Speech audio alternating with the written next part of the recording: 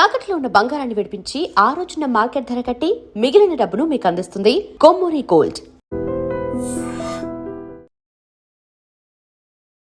నమస్తే అమ్మా. నమస్తే అమ్మా. అమ్మా, వైశాఖ మాసం, వైశాఖ మాసాన్ని మనము మాధవ మాసం అని కూడా పిలుస్తాం. అవునమ్మా. విష్ణువుకి అత్యంత ప్రీతిపాత్రమైన మాసంగా కూడా చెప్పుకుంటాం.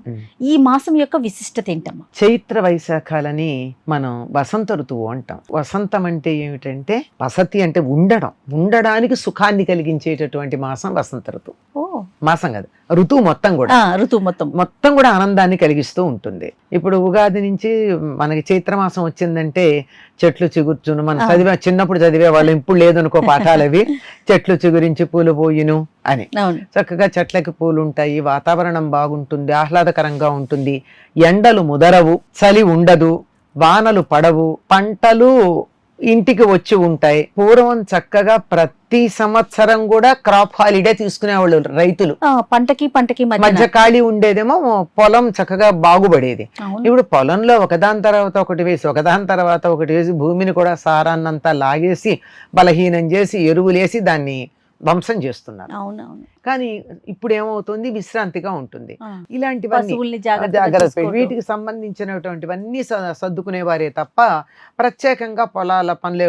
మహా అయితే కాస్త తల్లబాటు వెళ్ళి గడ్డ విరవడం అంటారు. పొలం అంతా ఇది నెరలు కడుతుంది కదా, దాన్ని ఇట్లా రివర్స్ చేస్తారు. అడుగును ఉన్నటువంటి మంచి మట్టి బయటకు వచ్చి పైన ఉన్నటువంటి సారహీనమైన మట్టిని లోపలికి వెళ్ళిపోయి బ్రహ్మాండంగా తయారవుతుంది. ఇలాంటివేవో కొన్ని చేయడమే తప్ప ప్రత్యేకమైన పనులు ఉండవు. కనుక అందరూ విశ్రాంతిగా హాయిగా ఆనందంగా ఉండేటటువంటి కాలం వసంత ఋతువు. ఇటువంటి దాంట్లో చైత్రమాసాన్నేమో మధుమాసం అంటారు, వైశాఖ మాసాన్నేమో మాధవ మాసం అంటారు. ఈ మాధవ మాసం రాధాకృష్ణులకి చాలా ప్రీతిపాత్రమైనటువంటి నెలగా చెప్తారు మాధవ మాసం. అటు కార్తీక మాసాన్ని ఇటు దీన్ని కూడా చాలా కృష్ణుడికి కూడా చాలా ఇష్టమైనటువంటిదని. ఎందుకు కృష్ణుడికి ఇష్టమైందంటారు అని ఒక రకంగా మనం కొంచెం ఆలోచన గనక చేసినట్టయితే, మహావిష్ణువు యొక్క అవతారాలు చాలా వరకు ఈ వసంత ఋతువులోనే మనకైనాయి. రాముడు చైత్రమాసంలో అవతరించాడు కదా. ఇక్కడి నుంచి మనం చెప్పుకున్నట్టయితే బలరాముడి జయంతి ఉంది, ఇక్కడ నరసింహస్వామి జయంతి ఉంది, హనుమంతుడు జన్మించినటువంటిది, వామనుడికి సంబంధించి కూడా ఒక పురాణాన్ని అనుసరించి చెప్తారు. అనేకమైనటువంటి దేవతామూర్తుల యొక్క అవతారాలు ఈ మాసంలో జరిగాయి. దేవతామూర్తులే కాదండి, దేవతల అంశాలుగా భావించేటటువంటి జగద్గురువులు అవతరించింది కూడా ఈ నెలల్లోనే. వైశాఖ శుద్ధ పంచమి జగద్గురు ఆదిశంకర్లు అవతరించినటువంటి రోజు. పంచమ కొద్దిగా షష్ఠ అప్పుడప్పుడు ఇటు అటుగా తేడా వస్తుంది, భగవద్ రామానుజులు అవతరించినటువంటి రోజు. ఇవి కూడా వైశాఖ మాసంలోనే ఉన్నాయి. ఇవన్నీ కూడా అనేకమైనటువంటి, మరి బుద్ధుడు అవతరించినటువంటిది వైశాఖ పూర్ణిమ, వ్యాస మహర్షి అవతరించినటువంటిది వైశాఖ పూర్ణిమ. ఇలా మహానుభావులైనటువంటి వారందరూ అవతరించినటువంటి మాసం గనక వైశాఖ మాసం చాలా పరమ పవిత్రమైనటువంటి మాసంగా చెప్తారు. సముద్ర స్నానానికి ప్రధానంగా చెప్పబడేటటువంటి ఆకామావైల్లో వై చివరిదంటే వైశాఖ మాసం చాలా ప్రసిద్ధి. ఎప్పుడు పడితే అప్పుడు సముద్ర స్నానం చెయ్యకూడదు, దానికి ప్రత్యేకమైన నియమాలు ఉన్నాయి.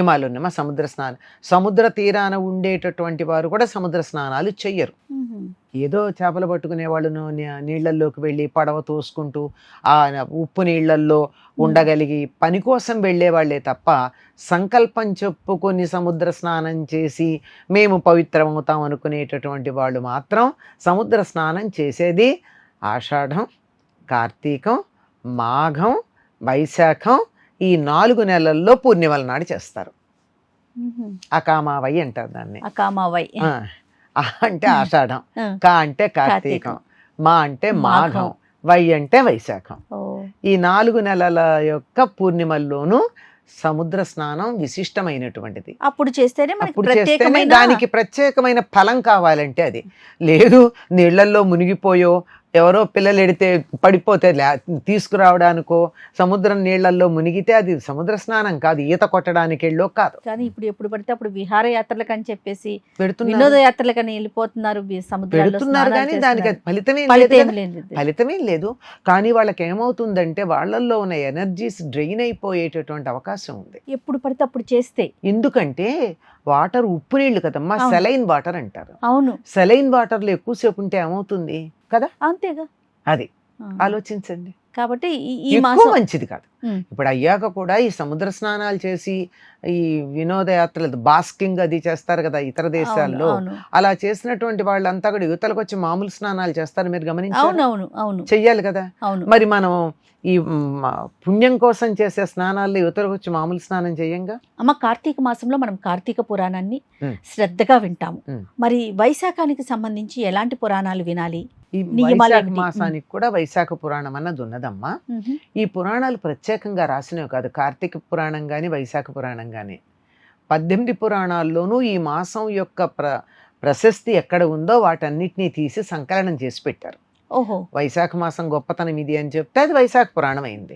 కార్తీక మాసం యొక్క గొప్పతనం గురించి చెప్పింది కార్తీక పురాణం అయింది. కార్తీక పురాణాలు 2 ఉంటాయి మనకు, అందుకే. అవును, స్కంద పురాణంలో ఉన్నదొకటి, పద్మ పురాణంలో ఉన్నదొకటి, అంతే కదా.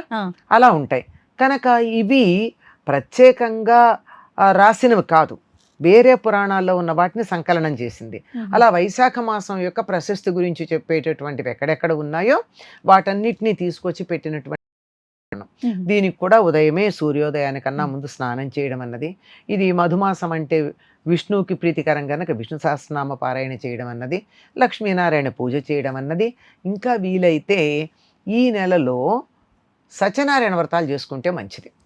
సత్యనారాయణ వ్రతం కథలో మనకి చెప్తారు కదా, ఎప్పుడెప్పుడు చేస్తే మంచిది అని చెప్పేటటువంటి వాటిల్లో వైశాఖ మాసం, అందులో ఏకాదశి కానీ పూర్ణిమ కానీ లేదా ఈ నెలలో ఎప్పుడైనా కానీ చేసుకుంటే ప్రాధాన్యం కలిగి ఉంటుంది. కనుక ఈ నెలలో చేయవలసినవి అన్ని పర్వదినాలే ఉన్నాయి కదమ్మా. హనుమ జయంతి వచ్చింది, బలరామ జయంతి, నృసింహ జయంతి, శంకర జయంతి, రామానుజ జయంతి, ఇవన్నీ ఆ జయంతులు చేసుకుంటూ ఉండి మధ్యలో మనం ఇది కూడా చేసుకుంటాం. ఇంకా ప్రత్యేకించి దేవాలయ దర్శనం అంటే ఎలాంటి దేవాలయాలకు వెళ్ళాలి? ఏ దేవాలయానికి వెళ్ళినా మంచిదమ్మా. ఎందుకు అంటారా, ఇప్పుడు విష్ణు సంబంధమైనటువంటి ప్రాధాన్యం ఉన్నది గనక వైష్ణవాలయాలకు వెడితే బాగానే ఉంటుంది. కానీ జగద్గురు శంకర్లు అవతరించిన సమయం కదమ్మా. అవును, శంకరుని యొక్క అవతారంగా చెప్పబడే హనుమంతుడు జన్మించిన నెల కదమ్మా.